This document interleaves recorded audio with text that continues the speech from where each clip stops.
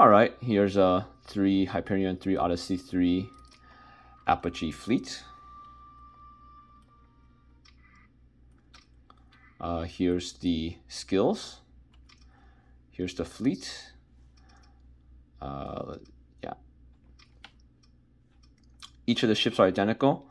There you got aggressive officers. And here's the weapons: Cryoblaster, Heavy Blaster, Ion Pulsar for the Hyperions. Aggressive officers here. Here's the weapons.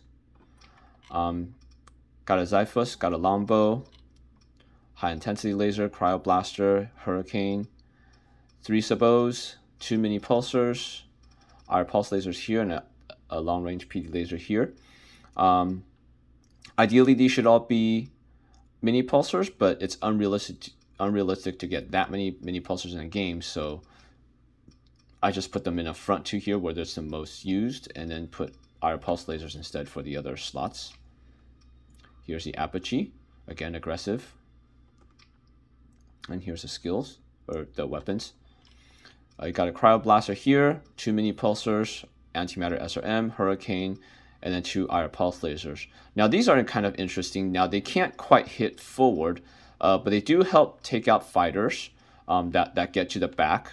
And even though they can't directly hit forward, usually if the ship that's being targeted has shields up, the shield bubble is big enough that the IR pulse lasers can reach them, and in which case they will use them. So it just kind of gives a bit of extra damage against shields. It's a 2 Ordos fleet. You can see here's the 2 Ordos here. Got 7 Radiants. It's a Plasma Tachyon Radiant, 5 Tac, 5 Autopulse, Random, 5 Tac, Random, Random.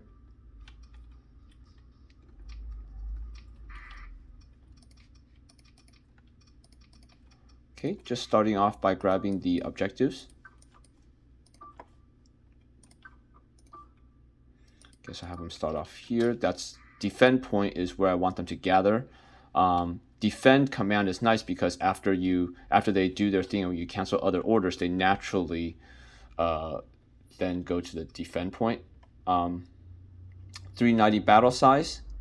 I can only get 40%, whereas the enemy gets 60%. But each of the con relays will give you another 10%, and each of the others give you 5%, up to a maximum of 60. So you start off at 40%, you grab a couple of the objectives, and you'll be on your way to 55-ish% maybe, if not all the way to 60%. So the fact that you start off with 40 while the enemy start off with 60 when you're up against a big fleet or a heavily officered fleet isn't really that much of a drawback. Just got to make sure you have a couple of fast ships to get the objectives early on. Once you send in the reinforcements, it doesn't matter that you're negative on the deployment points. It just means that you can't send in any more ships. So as long as so as long as you don't lose ships, then it's okay. So they've gathered up, so sending them on full assault, and from here on out, I'm not gonna give any more commands. These are aggressive officers under full assault, complete AI control. So just gonna, from here on out, just watching the show.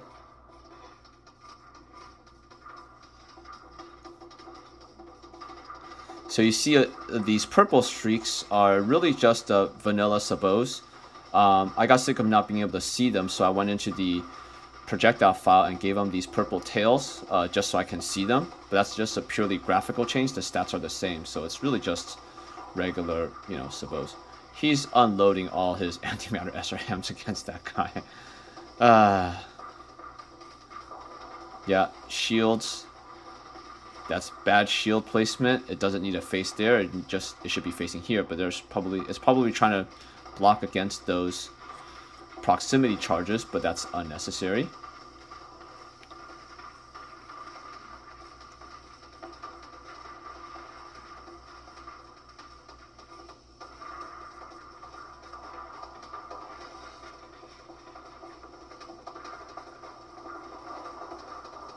Yeah. You got the 3 Odysseys ganging up on the Radiant. You got these two. As soon as Apogee 1 figures out how to move around Apogee 3, they're ganging up on that Radiant. You got this one right here. You got the Hyperions doing whatever it is they're doing. Yeah, so the thought behind this fleet is the Odysseys do the bulk of the damage. The Apogees will also do quite a bit of damage on their own, even though they're more support, because they only have that Cryoblaster and a Hurricane, but they don't really do near as much damage. But they'll do quite a bit of damage. Biggest thing that's about the Apogees is they end up tanking really nicely. They end up soaking up a lot of damage, and we'll see that later on in the stats. And then the Hyperions are really there just to kind of distract, harass, take out frigates, chase down frigates and stuff like that. Kind of keep the enemy fleet off balance, basically. Even though they don't really do as much damage, but that's how they kind of contribute. We see Odyssey 1 is unsure what to do. Hope it figures out how to get around that Hulk there so it can start doing damage again.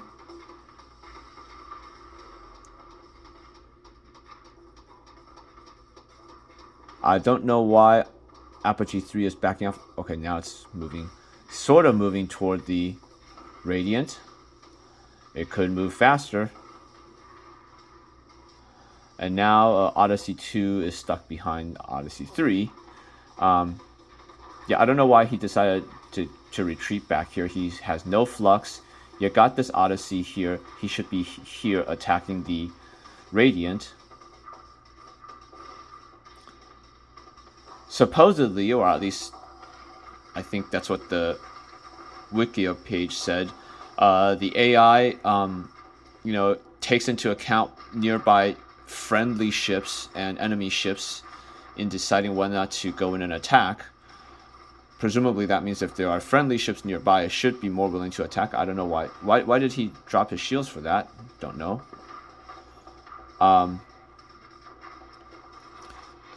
instead, Apogee 3 just kind of retreated back here, doing nothing this whole time, letting Apogee 3, letting Odyssey 1 solo that Radiant when it was in a perfect position to attack the Radiant from a different direction, but it doesn't know to do that. So right now, because this moved out of position, there's too many ships on the right and not enough ships on the bottom. Ideally, there should be more ships down here. That Apogee would have been really nice if it were here to help help out with these ships. The Hyperions are here, but and we'll see this quite a bit. The Hyperions, stat-wise, they're pretty nice, but realistically, they spend a lot of their time just kind of hanging out behind the battle lines. They're very much opportunistic ships, as in they'll jump in if they see an opportunity, but when they don't see an opportunity, they'll just kind of stay out.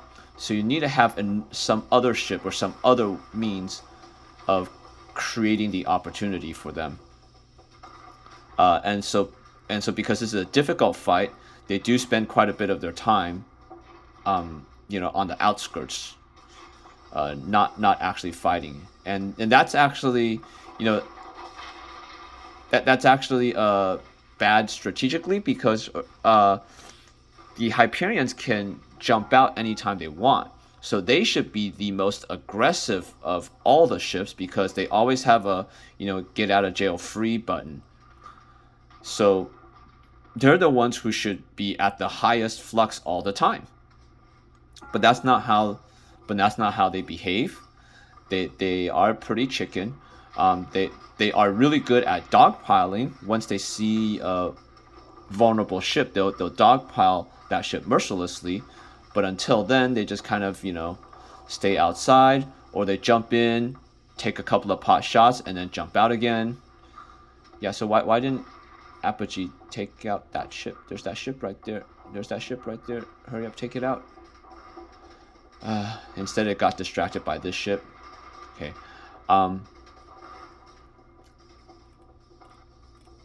Meanwhile, okay, so you got these guys help taking out this trash while the rest of the ships are at the top. Okay, I hope this Apogee can back off. The Apogees do have safety overrides, so that makes them go, obviously go a lot faster, and makes it so that they do go fast enough that they can back away from danger. Hyperions, of course, can teleport out. They also have safety overrides. Whereas the Odysseys are strong enough just to take out any local threat. So in a setup like this, when you're looking for, but what is this Odyssey doing? I don't know what this Odyssey is doing right here. Shields, it goes up. Shields went back down. Hey, you're being shot at by the ships right in front of you. You should put up shields. Shields. But it's just deciding, yeah, well, do I really want shields? Maybe not really. So it just took a bunch of unnecessary damage right there. Just the bad AI control of the Omni shields. Yeah, so you had to consider for all these ships with the limitations of the AI, how do they get out of trouble? Because they will get into trouble a lot. And in this case, the Hyperion can always teleport out. The Apogees are fast enough to just run away, and then when the Odysseys kind of fight their way through. They can pretty much take on the Radiant one-on-one, basically.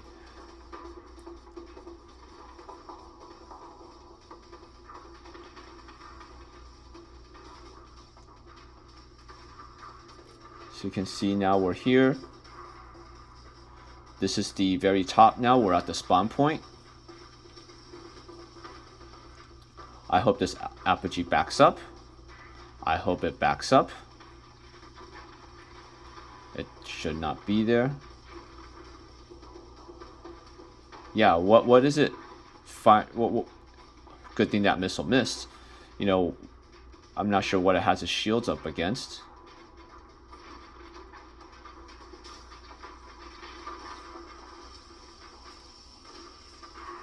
See, I will see the Hyperion there, kind of tying up some ships, and then hopefully it'll jump away when it's safe. Good. Apogee ran away. That's good. It backed off. Odyssey should be going in. This Odyssey should be going in. Hopefully he figures out how to go around this other Odyssey. It's one of the things about the AI. It seems like all the ships try to go for the exact same point or something. So they tend to end up in a clump. Whereas a better AI would try to kind of get in sort of a line formation, basically surround the enemy, so that they can concentrate their fire on particular ships. I don't know what this Odyssey is doing. I don't know why it turned around. And now it's deciding to run this way. It should be over here because there's too many ships on the right and not enough ships on the left. This ship should be over here.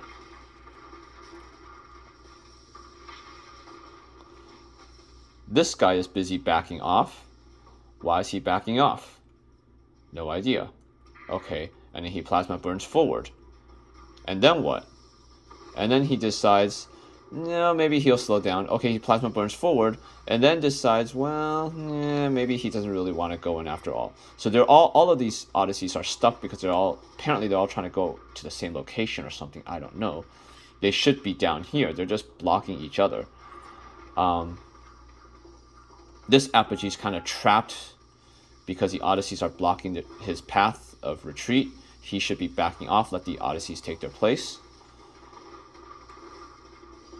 So hope that happens. These Odysseys should be going here. Now they are broadside ships. I'll give you that. They are broadside ships, but they could be down here and then facing the right to expose their broadsides. They don't need to be running to the right of the ships like this, right? You know, this is space. This is not naval combat. They can move in a different location, in a different direction than where they're facing. They're not obligated to move forward.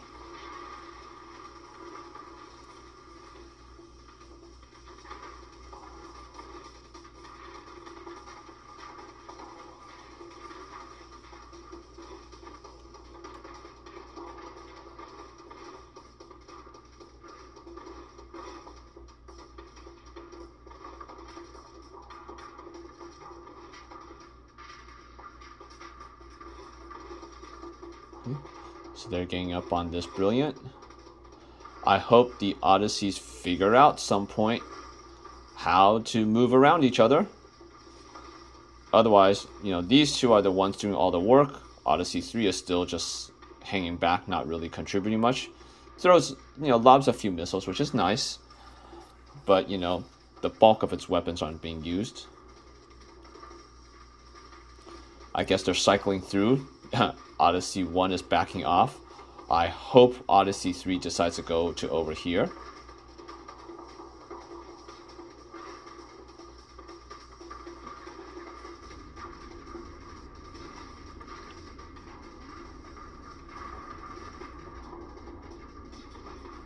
In the meantime, what are the Hyperions doing?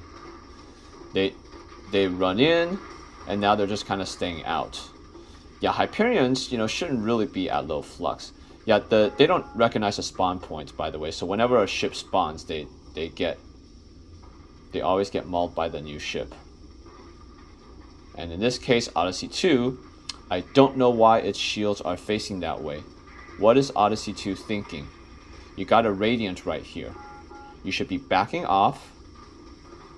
Backing off. Hopefully these two Odysseys will take care of the Radiant, but he should be heading this way. He should be heading this way. He should be heading this way. Well, I guess the Apogees there. He should be heading in. But what happens is because all these Odysseys were on the right, they basically essentially pushed the Brilliance over to the left, essentially. And then now they're right on top of the spawn point. That could work out nicely. We'll see how this run goes. In that you got the Odysseys right here, and you want the Odysseys on the Radiance. So as the Brilliants gradually get taken out, they get replaced by reinforcements, Radiance, and that's where you want the heavy firepower. So that could work out. Wasn't planned that way, but it could work. Can see the longbow fighters. I set them up as one Xiphos and one longbow. A safer alternative would be have both slots be Xiphos. The longbow is a little bit more offensive to do it that way. But one nice thing about it is that because the Xiphos don't die because they hang out. What is this doing with its shield? Why is it heading into combat? But well, whatever. It doesn't need to get this close. But one nice thing is because the Xiphos don't die, it means that even though the longbows do die en masse, the replacement rate won't really drop down to 30%. So the longbows do still get replaced at a pretty good clip. Yep, Odyssey 1 has no idea how to get around this apogee. It should just be going this way. Look for this opening. No, now it's backing off. Why is it deciding to back off while the apogee decides to run in? That makes no sense. If apogee thinks it's safe to run in, the Odyssey, which is much more powerful, should be even more inclined to run in. But instead, what we saw there was he's backing off. All of these are aggressive officers. So they should all have the same standard of threat or whatever you want to call it.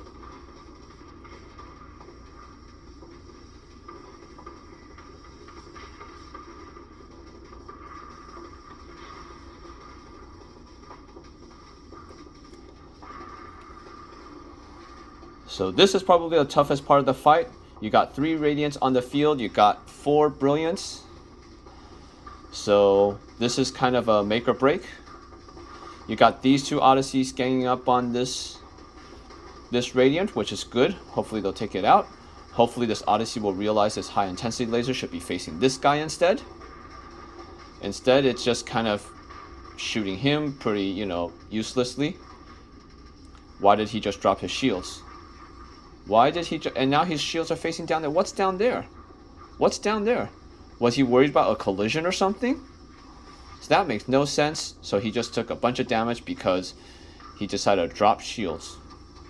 Incorrectly drop shields. So that's an Omni Shield issue. Can see we got down here. These 2 Odysseys need to figure out how to move around each other. In particular, Odyssey 3. There we go. So the Odysseys,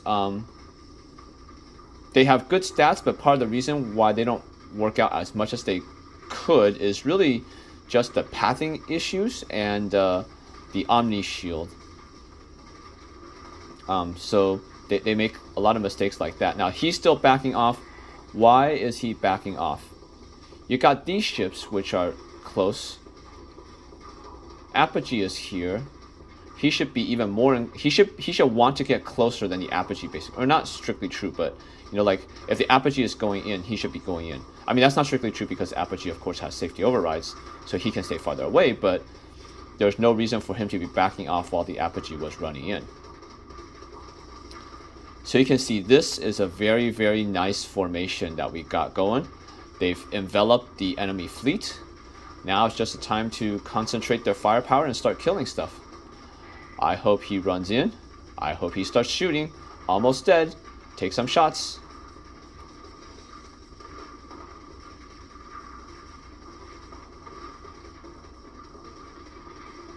There we go. That's nice. Got another Radiant. Yeah, they don't know that the Radiant's going to come, so his shield had dropped. Meanwhile, you got this. You got this guy. So the Hyperions, yeah, you can see right now they're just kind of staying away most of the time. And then they just come in sometimes. And then they come in real fast and then go away. So because of that, they do really good burst damage. But, you know, if you look at overall, you know, over the entire fight, their damage rate is actually fairly low.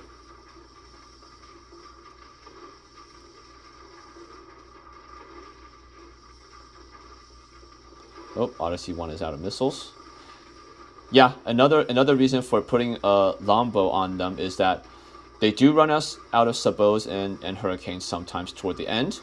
And so having a longbow fighter ensures that they can still do some anti-shield when we get to this part at the end. Woo! That was nice. That was a really good kill right there. But of course the enemy fleet is all bunched up, so that was really nice. Got a little bit lucky there. Oh, I guess we're near the end. Time to dogpile. So hopefully around now, hopefully the Hyperions will start rushing in when they realize that there's not much more to kill.